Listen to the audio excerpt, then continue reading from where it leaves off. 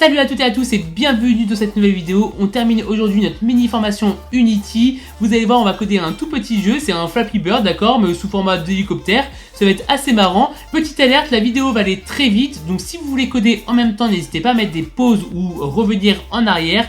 La vidéo date d'il y a très longtemps, vous m'avez demandé de faire plusieurs épisodes, donc c'est pour ça que j'avais fait les 2 premiers épisodes pour que cette vidéo soit beaucoup plus fluide et beaucoup plus compréhensible pour vous. Donc c'est juste une petite alerte, si vous voulez coder en même temps que moi, n'hésitez pas à mettre des pauses vraiment, et si vous voulez pas coder en même temps que moi, dans ce cas là c'est que du pain béni puisque ça sera hyper dynamique et ça va aller assez vite. J'espère que la vidéo va vous plaire, n'oubliez pas le petit pouce bleu, le petit commentaire aussi qui fait toujours plaisir pour le référencement de la vidéo. N'oubliez pas aussi de vous abonner à la chaîne et d'activer la cloche si ce n'est pas déjà fait, il y a beaucoup de tutos qui vont arriver et de vidéos hyper fun qui vont arriver par la suite. Allez c'est parti, on va commenter tout ça, let's go.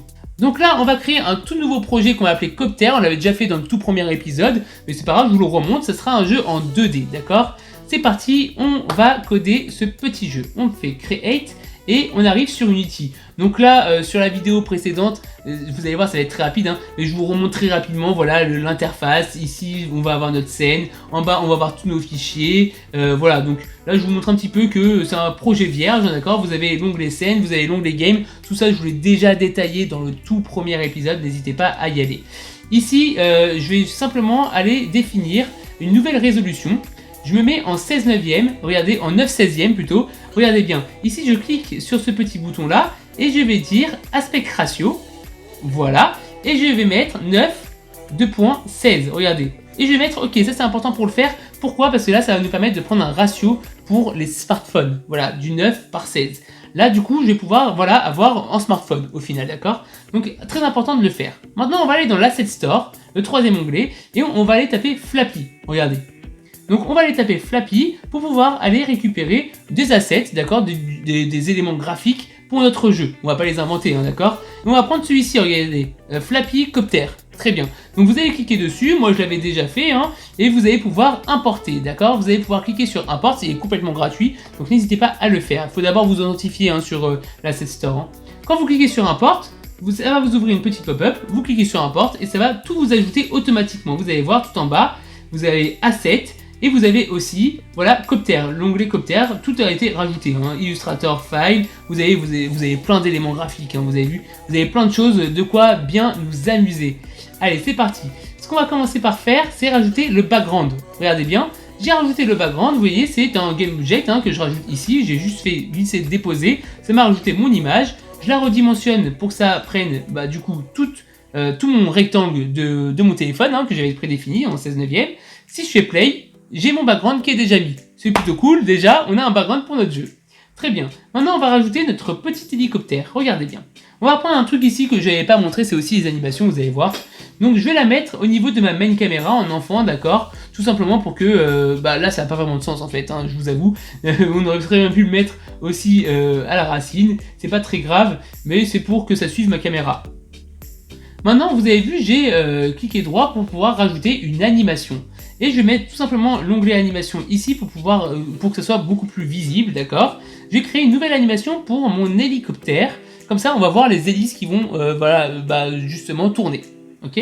Donc je rajoute justement toutes mes images de mon animation. Regardez, hop, glisser, déposer. Ça m'a rajouté mes petites images. Si je fais play, on voit que d'un coup, les hélices, eh ben, elles bougent. Voilà, mon petit hélicoptère, voilà, il est animé, ok. Donc ça c'est plutôt pratique et on peut jouer un petit peu avec l'intervalle de temps, comme ça on peut faire en sorte que ça s'anime de manière plus lentement ou ce genre de choses. On peut rajouter bien entendu plus d'images pour l'animation, ça c'est assez intéressant à faire et vous voyez très simple, hein, glisser, déposer, l'animation, elle a juste joué toutes les images que j'ai mis, tout simplement. Donc ça peut être hyper intéressant pour vous aussi, voilà. Donc l'animation elle est associée à mon hélicoptère comme vous avez pu le voir, hein, puisque je l'ai mis dedans. Je l'ai créé directement dedans, hein, d'accord. Donc voilà, voilà, là je suis en train de tout simplement de jouer et de vous montrer que c'est une animation. Ok, très bien, donc là l'animation on a compris je pense, n'hésitez pas à le refaire de votre côté pour que ce soit plus clair. Ici maintenant regardez, j'ai sélectionné mon hélicoptère et regardez l'épisode précédent je vous l'avais dit, hein, on va mettre un Rigid Body 2D cette fois-ci parce que c'est un jeu en 2D, ok. Tout simplement, le fait de faire Rigid Body 2D, je lui donne une gravité, d'accord. Donc du coup ça va subir la gravité et l'hélicoptère va pouvoir descendre, ok. Maintenant, j'essaie de parler, j'ai besoin d'un verre d'eau je crois. Je vais créer un nouveau dossier script, comme ça je vais pouvoir mettre tous mes scripts à l'intérieur, d'accord. Et là, je vais tout simplement faire un add component et je vais rajouter un script. Je l'appelle Copter, new script Copter. Regardez, tout simplement. Add component script. Je pourrais aussi faire un clic droit new script, hein, ça marche aussi. Et je vais le mettre dans le dossier script. Ok. Mais en ayant fait ça, en ayant passé, je vais y arriver, par le Copter ici, et ben ça m'a rajouté automatiquement ce script à mon GameObject. Je vais ouvrir ce script, regardez. Donc moi j'utilise Rider. Vous utilisez ce que vous voulez, hein, bien entendu. Et là, je vais ouvrir justement mon script. Donc là, je suis en train de le chercher, voilà. Donc je vous montre aussi que j'ai accès vraiment à tout, hein, à mes assets, etc. Et là, je vais pouvoir ouvrir mon script. Comme je vous l'ai dit, mon script dans l'épisode précédent, c'est un monoBehavior. J'ai un start et j'ai un update. Je vais rajouter deux choses, la vélocité et le rigid body 2D. Très bien. Allons-y David, c'est parti, regardez bien. Là, je suis en train de, tout simplement de récupérer mon rigid body 2D. Pour ça, je fais simplement un getComponent et je dis va récupérer le component rigid body de mon objet, tout simplement. Et ici, dans mon update, regardez bien ce que je fais. À chaque fois que je vais cliquer, button down, c'est cliquer sur soit le doigt, soit la souris, d'accord, le clic gauche de la souris. Button down 0, d'accord. À chaque fois que je vais cliquer dessus, je vais jouer avec la vélocité. La vélocité, tout simplement, je vais dire d'aller vers le haut, d'accord. Je fais vector2.up multiplié par la vélocité. Et la vélocité, je vais pouvoir aussi, vous allez voir, je pense que je vais le faire maintenant. Voilà, je vais cliquer sur Copter. Tout en bas, je vais voir mon script qui est juste là. Vous voyez, hop, super, j'ai fait un zoom magnifique. Je vais pouvoir jouer un peu avec la vélocité pour que justement à chaque fois que je clique dessus, soit ça va aller vraiment très très haut, soit ça va aller un tout petit peu plus haut. Vous allez voir, je vais pouvoir jouer un petit peu et adapter à mon script. Là j'ai mis 3, quand je clique, je trouve que c'est plutôt pas mal, voilà. Si je veux monter beaucoup plus haut à chaque clic, je vais jouer tout simplement avec la vélocité, je vais mettre un 4, un 5, peu importe, d'accord. Là on voit un truc très intéressant, c'est que justement mon copter, et ben, quand il tombe indéfiniment. J'aimerais bien que quand il tombe, il s'arrête voilà, par exemple juste en bas de mon écran. Pour ça je vais rajouter, il y a peut-être mieux à faire, hein, un cube, voilà, parce que je savais faire les cubes, d'accord. Il y a peut-être mieux à faire. Je vais prendre ce cube là, je vais le déformer comme vous voyez ici. Je vais le déplacer, je vais le mettre hors champ de vision de ma caméra, mais juste en dessous, d'accord. Regardez, hop, je l'ai mis ici. Et regardez maintenant, quand je vais faire play, alors non, j'ai pas fait play, non, là, le seul truc que je vous ai montré, c'est que justement, on ne le voit pas. Ici, j'ai un box collider, regardez. Alors, je vais le supprimer parce qu'on est en 2D, d'accord. J'ai préféré prendre un box collider 2D, mais c'est exactement la même chose, je vous rassure. Hein, on aurait pu très bien me laisser le box collider. Maintenant, je vais aller sur Copter et je vais lui rajouter à lui un box collider aussi, mais pas n'importe lequel. Je vais prendre plutôt un capsule collider 2D. C'est quoi la différence? C'est que le capsule collider 2D, lui, il va pouvoir, c'est en rond en fait, hein, tout simplement une petite capsule, et je vais pouvoir encercler comme ça mon hélicoptère.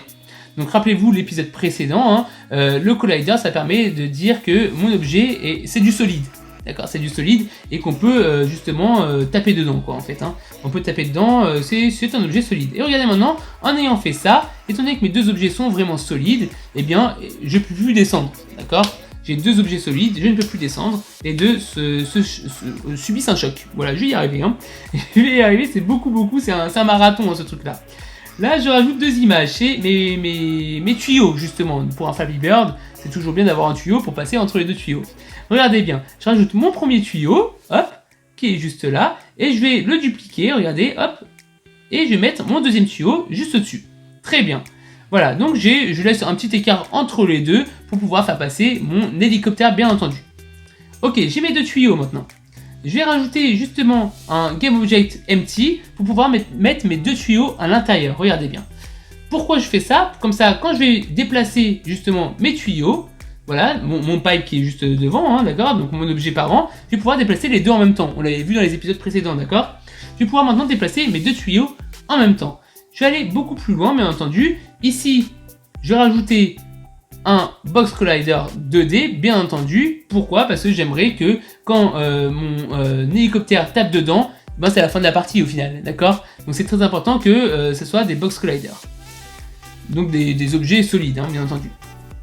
Ici, je vais rajouter un script qui s'appelle pipe, cette fois-ci. Ok, donc maintenant, on va gérer le script, justement, de mes tuyaux. C'est parti. N'hésitez pas à coder en même temps que moi, et vraiment, des fois, je vais un petit peu vite, je suis désolé. Hein. Là, je vais rajouter la vitesse à laquelle vont arriver mes tuyaux. Donc pour ça, update, comme je vous l'avais dit dans l'épisode précédent, on va multiplier voilà, la vitesse par delta time. Voilà, c'est à ça que ça sert le delta time. Là, je vais un peu vite, mais regardez bien, j'avais bien fait un left, hein, donc je veux que mes tuyaux se déplacent vers la gauche. Donc là, je suis en train de déplacer mes tuyaux vers la gauche. Si je fais play, regardez bien, mes tuyaux se déplacent bien vers la gauche. Donc c'est plutôt bien. Et avec mon collider, vous avez vu que tout est en train de se déplacer au final, d'accord. Mon petit hélicoptère subit le déplacement. Ok, maintenant je vais rajouter un pipe spawner juste là, regardez bien. Regardez bien à quoi ça va servir. Je vais lui rajouter juste un script à l'intérieur et ça va permettre tout simplement, vous allez voir, de créer plusieurs tuyaux, d'accord. Ici j'ai quoi? J'ai max time, j'ai le timer, j'ai pipe, ça va être justement l'objet qu'on vient juste de créer avec mes deux tuyaux à l'intérieur, ok, et ma hauteur. Très bien, on va jouer un petit peu avec tout ça, vous allez voir. Donc du coup, dans mon start, qu'est-ce que je vais faire? Je vais instancier un nouveau tuyau, d'accord, et je vais lui donner sa position. Donc du coup, comme ça, ça ne sera pas la même hauteur à chaque fois, d'accord. C'est très important aussi, pour multiplier un petit peu la difficulté, d'accord. Donc je vais modifier sa position. Ici, c'est simplement un petit calcul avec un vecteur. Je ne vais pas rentrer vraiment dans les détails, c'est pas très intéressant. Mais du coup, je fais un random pour la hauteur, voilà. Donc je lui dis, voilà, tu prends la hauteur entre telle hauteur et telle hauteur, voilà, moins height et height. Et height, vous allez voir, on va pouvoir le personnaliser par la suite dans Unity, ok. Très bien, donc là, je lui demande juste de modifier la hauteur, bien entendu, ok. Et dans l'update, tout simplement, je vais aller récupérer mon timer, je vais lui dire s'il est supérieur à max time, que je vais pouvoir aussi personnaliser dans Unity, d'accord. Et bien, je vais créer un nouveau tuyau, d'accord. Donc toutes les X secondes, en gros, je vais créer un nouveau tuyau. Et je vais supprimer, en fait, là, le destroy, je vais supprimer les anciens tuyaux, d'accord. Donc là, je mets 15 pour être sûr que les tuyaux ne sont plus visibles. Donc je supprime les anciens tuyaux, ok. Très bien. Et le timer, bien entendu, je le mets à jour. Ok, on va revenir, et comme je vous l'ai dit, il nous faut une petite préfab, regardez bien. Ici, vous voyez, il faut que je renseigne le pipe, comme je vous l'avais dit, max time et height. Ici, je vais créer tout simplement un nouveau répertoire qui va s'appeler préfab, voilà, folder. Je vais l'appeler préfab. On avait déjà expliqué ce que c'était que des préfabs, hein, bien entendu. Je fais juste un glisser-déposer de pipe, ok. Et regardez bien, ce pipe qui est juste là. Regardez, je vais aller dans pipe spawner. Je vais supprimer le pipe, hein, j'en ai plus besoin. Je vais aller dans pipe spawner et je vais glisser-déposer ma préfab, d'accord. Donc là, c'est bon, je vais pouvoir créer maintenant des tuyaux grâce à ça. Ici, je définis max time, j'ai mis 15 et height, j'ai mis 3. Et regardez bien ce qui va se passer. Qu'est-ce que j'ai? J'ai plein de tuyaux qui vont arriver. Donc là, il faut bien entendu... Alors, quand on met play, je ne l'avais pas dit, quand on met play, on peut modifier à la volée les valeurs, d'accord, pour voir un petit peu ce que ça donne, mais ça ne va pas être sauvegardé, hein, attention. Il faut arrêter de faire play pour pouvoir sauvegarder vraiment les valeurs. Là, regardez, j'ai mis un 5 et un 2, je suis en train d'ajuster un petit peu, voilà, ce que je veux. J'ai décidé de laisser comme ça, là, je suis en train de m'amuser, vous voyez. Ça m'amuse beaucoup, voilà. Donc du coup là on commence à avoir un jeu qui commence à ressembler à quelque chose, hein, bien entendu. Je suis désolé si je bafouille un tout petit peu, l'exercice n'est pas forcément évident. Ici je vais faire quoi? Je vais faire endgame canvas. Je vais tout simplement afficher l'écran de fin, voilà, tout simplement, d'accord. À l'intérieur je mets le render caméra, comme on peut le voir. Je fais glisser déposer sur le render caméra. Je vais très vite, hein, je trouve, hein. Je suis désolé si c'est pas hyper clair, n'hésitez pas à refaire les manipulations de votre côté, d'accord. Et comme ça sera beaucoup plus clair en le faisant, bien entendu. Ici à l'intérieur, tout simplement, je suis en train de positionner des petites choses, voilà. Vous avez vu, j'ai mis un canvas, donc c'est une partie qui va permettre de mettre une image et que je vais pouvoir afficher à la fin de ma partie, tout simplement, d'accord. Donc là, je suis en train de mettre une petite image qui dit, vas-y, clique pour démarrer une nouvelle partie, tout simplement, ok. Donc je m'attarde pas énormément sur les détails, regardez comment je fais, c'est assez simple à comprendre au final, je pense. Ici, je vais mettre mon Game Manager, j'avais dit à l'épisode précédent que j'allais vous dire comment faire. Ici, regardez, je crée un nouveau script qui s'appelle Game Manager. Et vous voyez la petite roue qui s'affiche, d'accord. Donc cet objet-là, ce Game Object-là, va permettre de créer un Game Manager, ok, et gérer tout mon projet. Maintenant, dans mes scripts, j'ai mis mon Game Manager dans mes scripts, bien entendu, et je vais pouvoir jouer un peu avec. Regardez bien. J'ai mon Game Over Canvas que je vais pouvoir renseigner juste après en faisant glisser-déposer, d'accord. Et je vais jouer un peu avec ce Game Over Canvas. Je vais y arriver aujourd'hui. C'est pas forcément évident, je le sais. Ça va pas être le meilleur tuto de votre vie, je le sais. Regardez ici ce que je suis en train d'écrire. Time.timescale est égal à 1s, ça veut dire en gros, eh bien, tu mets pas en pause. Si je mettrai à 0f, ça veut dire que le jeu sera en pause. Tout sera en pause, ok? Ici, Game Over Canvas, je lui dis set active à true, ça veut dire que je vais le rendre visible. Si je le mets à false, il sera invisible, ok? Regardez bien, maintenant ce que je vais faire, c'est que, oui, bah là je suis en train tout simplement de vous montrer. La petite case à cocher, c'est comme si j'avais mis un set actif visible ou invisible. Par défaut, je vais mettre un invisible, bien entendu. D'accord, donc j'ai décoché le truc. Et on va retourner dans mon script copter, là, voilà, hop, et puis je vais mettre mon game manager à l'intérieur. Ne pas oublier de le glisser-déposer tout à l'heure dans Unity. Hein. Et pourquoi j'ai mis mon game manager? Parce que mon monobehavior, je peux utiliser un onColliderEnter2D. D'accord, donc dès que je touche un objet 2D, je vais exécuter ce code-là. Et ben qu'est-ce qui va se passer? Ben, je vais dire que c'est un game over, tout simplement, d'accord? Tout simplement. Donc la méthode game over, qu'est-ce qu'elle va permettre de faire? Elle va permettre d'afficher tout simplement Alors regardez ce que je suis en train de faire là, en même temps je parle et ça va très vite, hein, je suis désolé. Hein. Je prends mon game manager tout simplement et je vais le mettre ici. Ne pas oublier de le faire, c'est ce que je vous avais dit. Hein. D'accord, dans mon script copter. Ok. Et je vais bientôt tester à mon avis. Ici, game over canvas, ne pas oublier de le mettre aussi. Boum. D'accord, ne pas oublier de les glisser et déposer à chaque fois. Comme ça, mon script aura accès à ces objets-là. Regardez ce qui va se passer maintenant. Quand je vais cliquer, quand je vais taper quelque part, voilà, mon game over va afficher la petite main et elle va mettre en pause le jeu. Voilà, donc c'est le code que j'ai mis ici, game over. Maintenant, on va mettre une autre méthode juste là qui va qui va permettre de redémarrer une partie que je vais nommer replay. D'après tout, pourquoi pas dire d'après tout, je suis en train de bugger complètement. Qu'est-ce que je vais faire? Eh ben, je vais reloader la scène de début. D'accord? Donc pour ça, j'ai fait scène manager. Voilà, scène manager. Load scène. Et je mets 0 pour dire, de toute façon, en fait, là, je mets le numéro de la scène, mais j'en ai qu'une seule scène, d'accord? Donc je mets 0, mais imaginons que j'avais d'autres scènes dans mon projet, je vais pouvoir mettre le numéro de ma scène. Ok, par exemple, si je veux passer au niveau suivant, par exemple, l'autre scène avec le numéro suivant. Ok, qu'est-ce que je suis en train de faire ici? Je suis en train de mettre, voilà, je suis en train de prendre mon canvas, voilà, l'image de ma canvas, qu'on ne voit pas, hein, elle est cachée, et je suis en train de lui dire, de lui rajouter l'événement onClick. OnClick dessus, d'accord? Je dis quoi? J'ai glissé-déposé mon game manager, et je lui dis d'exécuter ma méthode replay que je viens juste de mettre. Donc c'est une notion toute nouvelle, je suis désolé si je vais un peu vite dessus, hein, mais n'hésitez pas à revoir la manipulation que j'ai faite, elle n'est pas très compliquée. Ici, je vais rajouter un canvas cette fois-ci pour afficher le score. Ok, donc on arrive vers la fin, hein, vous voyez là, ça y est, on arrive à perdre, et on arrive maintenant à redémarrer une partie. Maintenant, j'ai envie tout simplement de mettre un score. Donc j'ai rajouté un canvas avec un texte que je vais mettre tout là-haut, regardez bien. Donc là, je fais plein de manipulations. Bien entendu, à chaque fois, je dois mettre la main caméra pour dire, voilà, du coup, la canvas par quel est son référentiel au final, c'est cette caméra-là. Très bien, donc je vais y arriver. Hein. C'est très fatigant cette vidéo, je trouve. Hein. Vous trouvez, vous aussi? Je pense que je bafouille beaucoup parce qu'elle est très fatigante. Bref, je mets le texte tout là-haut. Regardez, le texte c'est assez intéressant. Il y a plein de choses que je peux paramétrer et surtout tout là-haut, je peux dire, voilà, jouer avec ce petit truc-là pour le dire depuis où je veux le placer. Depuis où je veux le placer, ça veut dire quelque chose, d'accord? Je veux vraiment qu'il soit collé tout en haut de ma canvas. C'est ça que je suis en train de lui dire, ok? Donc où je veux le placer par rapport à mon parent. Ok, donc du coup là, j'ai simplement défini un texte tout là-haut, d'accord? Et puis ici maintenant dans mon nouveau script que je viens de créer qui s'appelle score, je vais pouvoir gérer le score. Je vais y arriver, hein. Je vais y arriver. Donc ce script là est bien entendu attaché à mon GameObject score, hein. Et puis je vais pouvoir récupérer tout simplement le texte qui est à l'intérieur de ce GameObject et le modifier à chaque fois que je modifie la variable score.